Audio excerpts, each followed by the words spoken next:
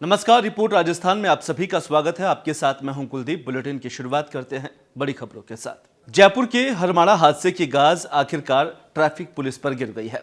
देर रात सरकार ने इस घटना को लेकर ट्रैफिक पुलिस इंचार्ज और एएसआई को सस्पेंड कर दिया है। जिस डंपर के कुचलने से 14 लोगों की मौत हुई है, साथ ही अलंकार कंस्ट्रक्शन कंपनी के नाम पंजीकृत था, जिसका ऑफिस जयपुर के विद्याधर नगर के बालाजी टावर में स्थित है। डंपर का रजिस्ट्रेशन 15 फरवरी 2023 को हुआ था। प्रत्यक्षदर्शियों के अनुसार एक्सीडेंट से पहले डंपर चालक करीब 100 किलोमीटर प्रति घंटे की रफ्तार से डंपर को दौड़ा रहा था, जबकि यह रोड बहुत ज्यादा व्यस्त रहता है। प्रदेश में बढ़ती सड़क दुर्घटनाओं को लेकर मुख्यमंत्री भजनलाल शर्मा गंभीर है। ट्रैफिक और रोड सेफ्टी को लेकर मुख्यमंत्री भजनलाल शर्मा ने एक बड़ी बैठक बुलाई। मुख्यमंत्री ने बैठक में कड़े निर्देश दिए हैं। साथ ही आज रात से ही प्रदेश भर में 15 दिन का विशेष अभियान चलाया जाएगा। अभियान के तहत रोड सेफ्टी में सभी पहलू शामिल किए जाएंगे। साथ ही चाहे वो सड़कों के इंजीनियरिंग दोष हो या सड़कों के गड्ढे हो, कहीं डिवाइडर पर रिफ्लेक्टर हो या फिर कहीं पर कोई कमी, तमाम चीजों को सरकार दूर करने की कोशिश करेगी। साथ ही नशा कर वाहन चलाने वाले, यातायात नियमों का उल्लंघन करने वाले वाहन चालकों के विरुद्ध कड़ी कार्रवाई होगी। वरिष्ठ पुलिस अधिकारी खुद मौके पर रहकर अभियान को संचालित करेंगे और सीएस और डीजीपी स्तर में मॉनिटरिंग की जाएगी। मुख्यमंत्री ने परिवहन आयुक्त और पुलिस कमिश्नर को भी सख्ती से निर्देश दिए हैं। राजस्थान में अवैध धर्म परिवर्तन की गतिविधियों पर रोक लगाने के लिए बनाया गया धर्मांतरण विरोधी कानून प्रदेश में आज से लागू हो गया है।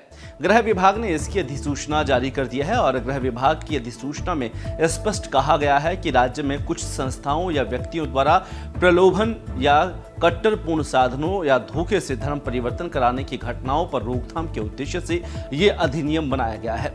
राज्य सरकार ने 8 अक्टूबर 2025 को इस अधिनियम को राजस्थान राजपत्र में प्रकाशित करवाया था और इसे लागू करने की अधिसूचना जारी की गई थी। अधिनियम के लागू होते ही राज्य में अब बिना वैधानिक अनुमति के किसी प्रकार का धर्म परिवर्तन कराना या करवाना दंडनीय अपराध माना जाएगा।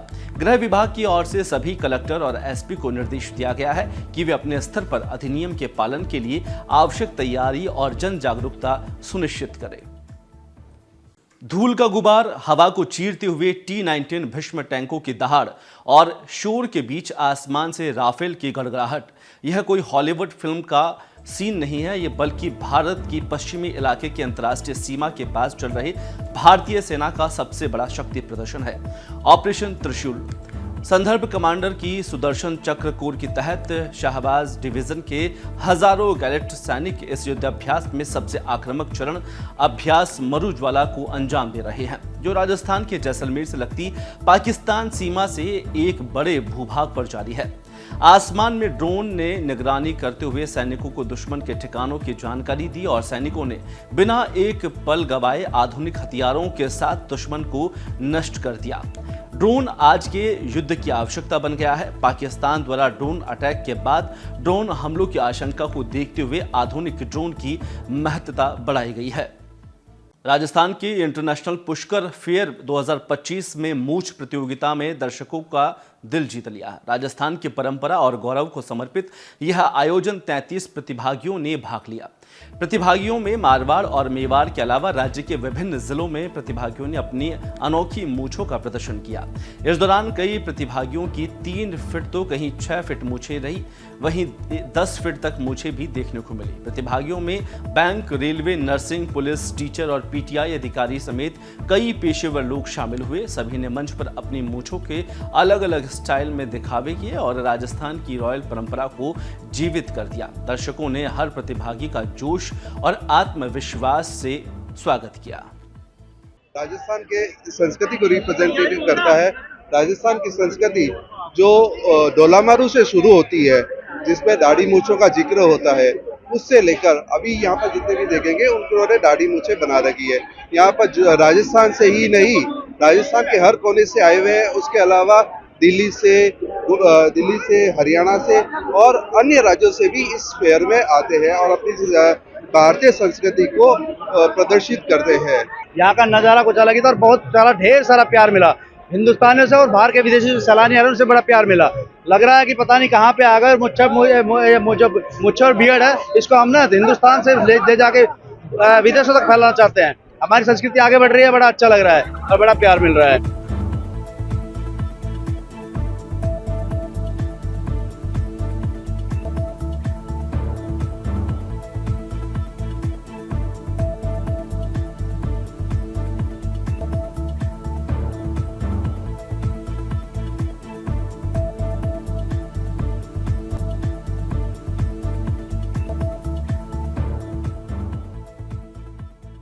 भ्रष्टाचार निरोधक ब्यूरो ने जयपुर नगर निगम हेरिटेज के पूर्व महापौर मुनीश गुर्जर और उनके पति सुनील कुमार गुर्जर के खिलाफ एक बड़ा मुकदमा दर्ज किया है।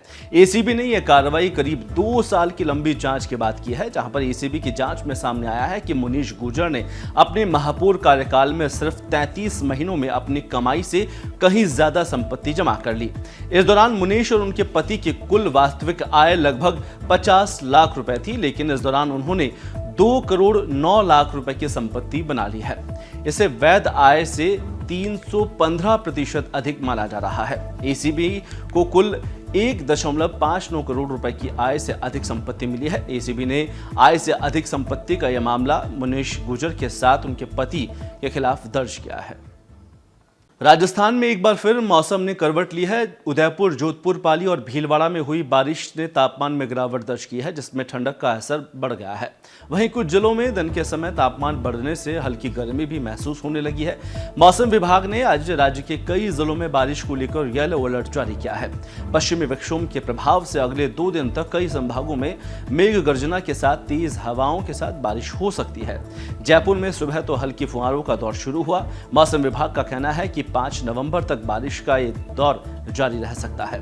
इस दौरान आसमान में बादल छाए रहेंगे और तेज हवाएं भी चलेगी।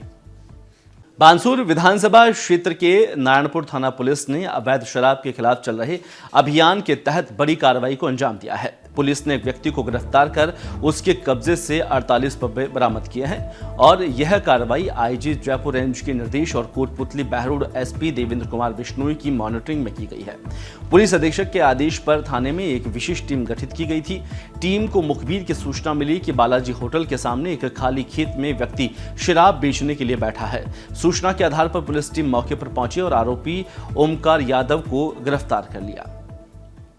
कोटा जिले के सांगोद विधानसभा क्षेत्र के सिमलिया गांव में एक मकान से कुछ दूरी पर करीब 8 फीट लंबा भारी भरकम मगरमच्छ आ गया। आबादी क्षेत्र के नजदीक मगरमच्छ आने की सूचना मिलते ही लोगों में हड़कंप मच गया। ग्रामीणों की ओर से मगरमच्छ आने की सूचना रेंजर मोनिका मीणा को दी गई। सूचना पर वन विभाग की टीम ने मौके पर पहुंचकर ग्रामीणों के सहयोग से मगरमच्छ को सफल रेस्क्यू किया। बाद में मगरमच्छ को काले सिंधे नदी में छोड़ दिया गया। ग्रामीणों ने समाज सेवी लोकेश तिवारी और वन विभाग के अधिकारियों की ओर से समय पर की गई कार्रवाई की सराहना की। झुंझुनू जिले के उदयपुरवाटी कस्बे में पिछले 7 दिनों से घरेलू गैस सिलेंडरों की भारी कमी देखने को मिल रही है। कस्बे में एचपी कंपनी की एकमात्र गैस एजेंसी है, जिसके कारण उपभोक्ताओं को काफी दिक्कतों का सामना करना पड़ रहा है। आवागमन में बाधा के चलते एजेंसी तक गैस गाड़ियों के न पहुंचने से आपूर्ति प्रभावित हुई है। शादी ब्याह के सीजन में मांग बढ़ने से हालात और भी गंभीर हो गए हैं। स्थिति यह है कि कई उपभोक्ता अपने दोपहिया वाहनों पर सिलेंडर लेकर गैस एजेंसी तक पहुंचते हैं। एजेंसी के बाहर सुबह से ही लंबी कतारें देखने को मिली है। उपभोक्ताओं ने जल्द आपूर्ति बहाल करने की मांग की है ताकि घरेलू कामकाज सामान्य रूप से चल सके। फिलहाल इस बुलेटिन में इतना ही। मुझे दीजिए इजाजत। नमस्कार।